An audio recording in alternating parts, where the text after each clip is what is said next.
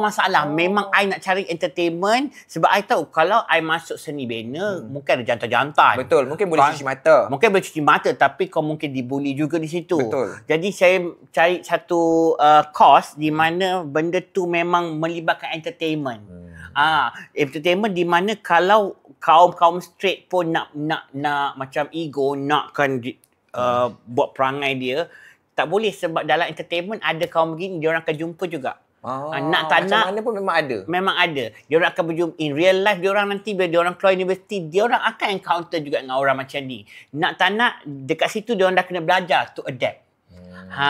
Pandai tak mak pilih kos? Pandai. Kan kalau mak pilih kos macam Mak Noh, mak rasa mati mak.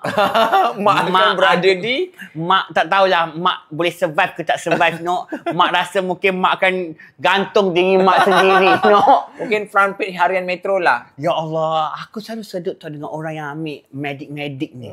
Aku tak tahu macam mana dia orang boleh cope. Kan? Macam mana kau boleh cope ni Mak Noh? Cuba kau ceritakan. Tak tahulah macam mana. Tapi Mak Noh sebenarnya memang kalau ikut dengan minat, mana memang lebih minat ni. Oh ya ke? Aswara itu oh ya ke?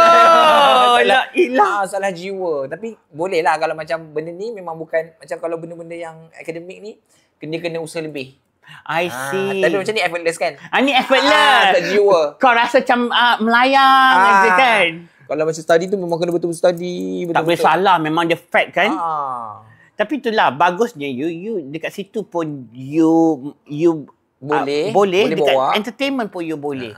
Jadi ada 2 cabang you sekarang ni. Betul. To shine. Alhamdulillah. Tapi berbalik kepada teringin. Sebenarnya teringin nak cakap pasal Meskom. Okay. Sebenarnya budak-budak Meskom ni apa yang korang belajar sebenarnya?